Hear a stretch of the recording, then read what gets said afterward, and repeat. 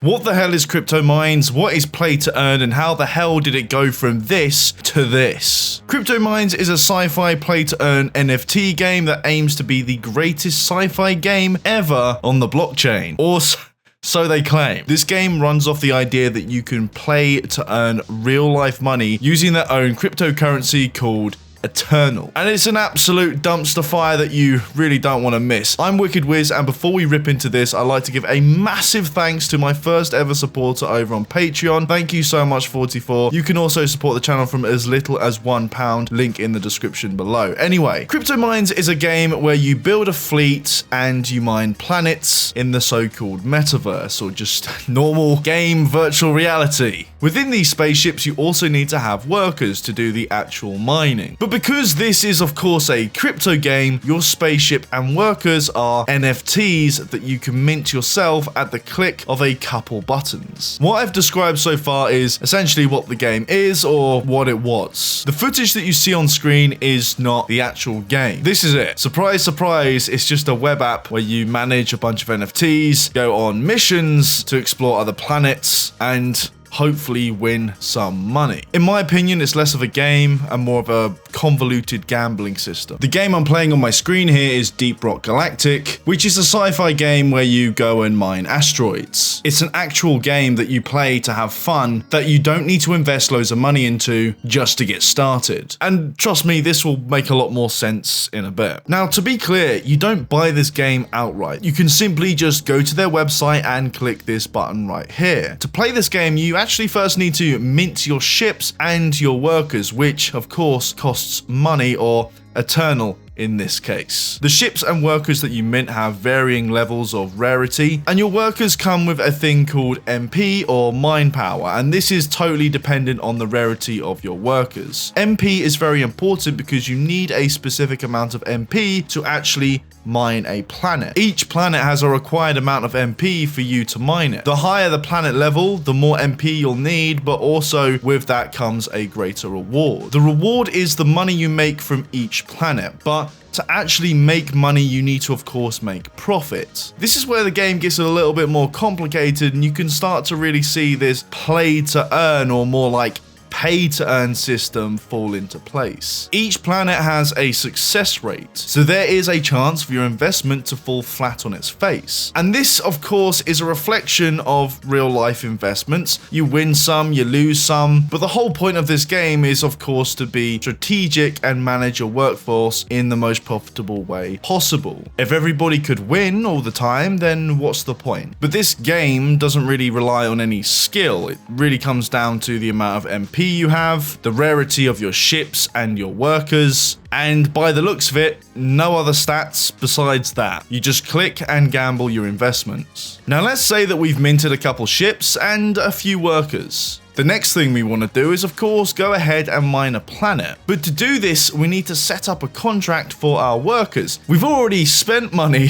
minting our workforce. Now we need to actually pay them to do the work. There's a real life example of this that I'll show you in a bit, but not only that, but once you've completed a job, success or not, your workers are now tired, which means that you can either wait or mint more workers who are fresh and ready to start mining again. I found this very honest video from a guy called Captain Brando, who goes through not only the gameplay, but in detail the profits that he makes.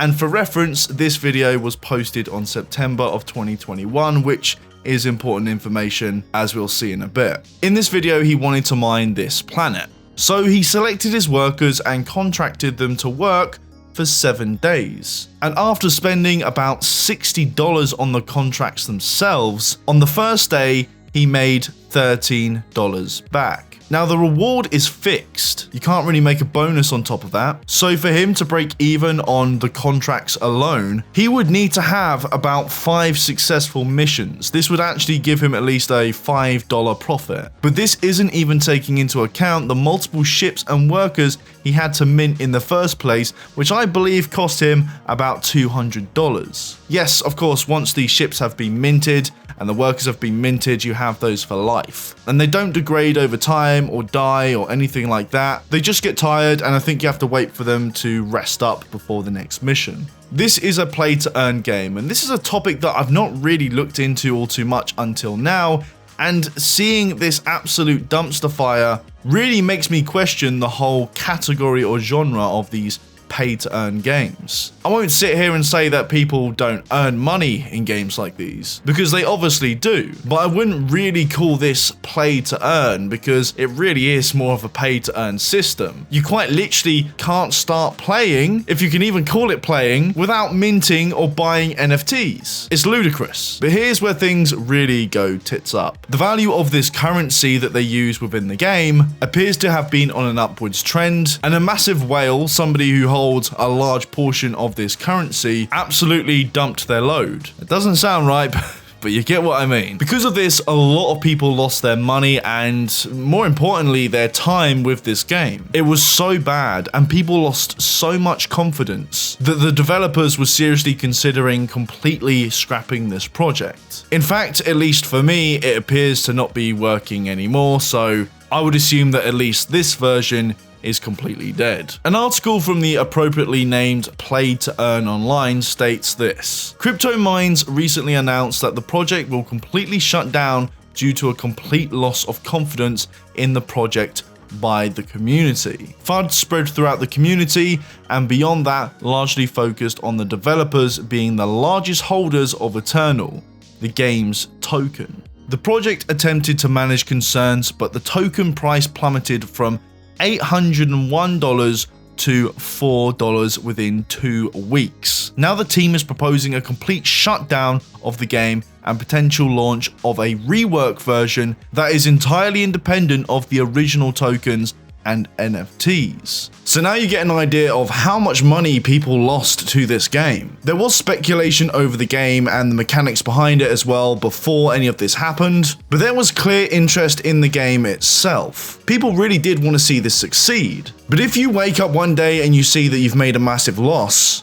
as much as you would like to hodl and claim that this is just a refueling before you get to the moon, the majority of people will see this as a warning and sell whatever they have to decrease any further loss. It really is quite that simple. Anyway, in a Medium post, they make the following statement to their community: Cryptomines was born from the dream of the developers to do better than its predecessors within the NFT play-to-earn environment. For a long time, it remained stable and in constant growth due to the great income and investment of new people both in Eternal and in the game, allowing a snowball effect on the rise that caused that people who entered to buy many Eternal could make dumps of the token when it rose to a certain point, and thus began the fall effect amplified by these traders and collective fear. So first off, this is translated from Spanish, that's why we've got some weird grammar going on. So what they're saying is that it's the fault of these whales and not theirs. In any cryptocurrency, there will always be whales, people who hold a large portion of the currency. And we already know that the developers hold a lot themselves. It didn't seem like they had any systems in place to really prevent any of this. So you can't really blame the players for this, especially if they see that they're losing a lot of value in what they've spent so much money in trying to earn, because they're obviously going to sell what they have and flee before it gets any worse. They do go on to claim that the main problem is that the NFTs have no additional cost or wear and tear,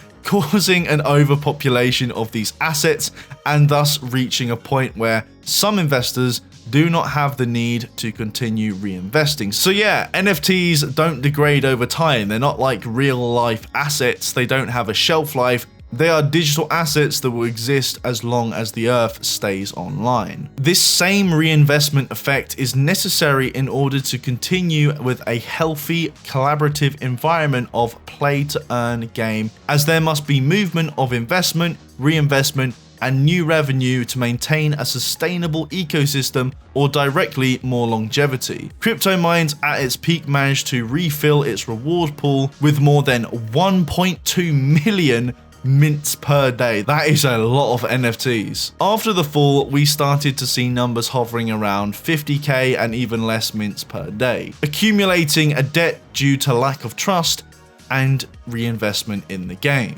They say that the NFTs have no additional cost or wear and tear. Now, wear and tear makes sense, but it still costs money to contract workers, which is something you need to do to play the game. So I don't know what they're on about here. People still have to put money in to get money out. They go on about millions of minted NFTs per day and complain that the numbers decrease due to a lack of trust in their community. So again, it seems like a bit of a jab towards the people who fled this game for very obvious reasons. I mean, from their perspective, the game works fine, but because you've lost all your money due to a massive dump, and are not minting as much NFTs as we would like you to, the game is now failing. It seems that they want to make NFTs this degradable asset that can eventually, I guess, die over time. So you have to keep buying NFTs as well as contracts to keep on making money, or try to make some money at least. So now they're actually proposing this total rework of the game called